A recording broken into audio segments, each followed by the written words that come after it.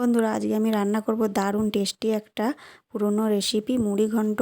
তার জন্য আমি এখানে কড়াইতে একটু সর্ষের তেল নিয়ে মাছের মাথাটাকে চিড়ে নিয়েছি। এইভাবে 2 টুকরো করে মাছের মাথাটাকে হালকা করে ভেজে নেব।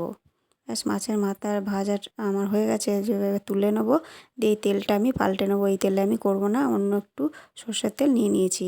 এবার আমি এখানে 2টো আলু ছোট ছোট করে টুকরো করে কেটে নিয়েছি। এগুলোকে নুন হলুদ দিয়ে একটু হালকা করে ভেজে নেব।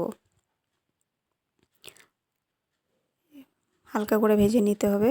আমি মাছের তেলটা করিনি, কারণ মাছের তেলটা দিয়ে করলে একটা আলাদা গন্ধ বেরোবে। ওর জন্য আমি মাছের তেলটা দিয়ে করলাম না, আমি আলাদা সর্ষের তেল নিয়েছি। ব্যাস, আলুটা আমার ভাজা হয়ে গেছে, তুলে নিলাম। এবারে ওই তেলে আরেকটু সর্ষের তেল দিয়ে এর মধ্যে একটু জিরে ফোড়ন দিয়ে দেবো। দিয়ে এবার দিয়ে দেবো টমেটো কুচি। আমি এখানে একটা টমেটো দিলাম, আর এখানে আমি একটা পেঁয়াজ কুচি দিয়ে দিলাম।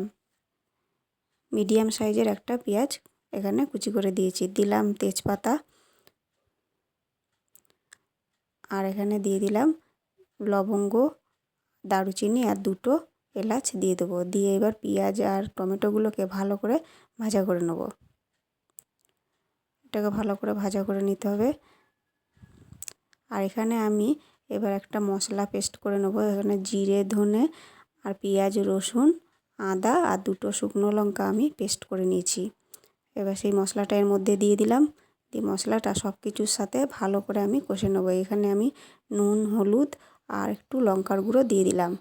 আমি এখন চিনি দেবো না, চিনিটা সবার শেষে দেবো। দিয়ে মশলাটাকে ভালো করে কষতে হবে তেল ছাড়া অবধি। ব্যাস, আমার মশলাটা কষা হয়ে গেছে। এবার আমি এখানে দিয়ে দেবো আলু আর মাছের মাথাটা এর মধ্যে দিয়ে দিলাম। আর এখানে আমি গোবিন্দভোগ চালটা পরিষ্কার করে নিয়েছি, ধুয়ে এবার সেই চালটা এর মধ্যে দিয়ে দেবো। আমি এখানে 1.5 কাপ গোবিন্দভোগ চাল নিয়েছি। দিয়ে এবার চালটা একসাথে ভালো করে কষতে হবে সব কিছুর সাথে, ভালো করে কষে নিতে হবে। আমি এখন চিনিটা দিইনি, কারণ চিনিটা দিলে চালটা ভালো ফুটবে না। ওই জন্য আমি চিনিটা এখন দিইনি, শেষের দিকে দেবো চিনিটা।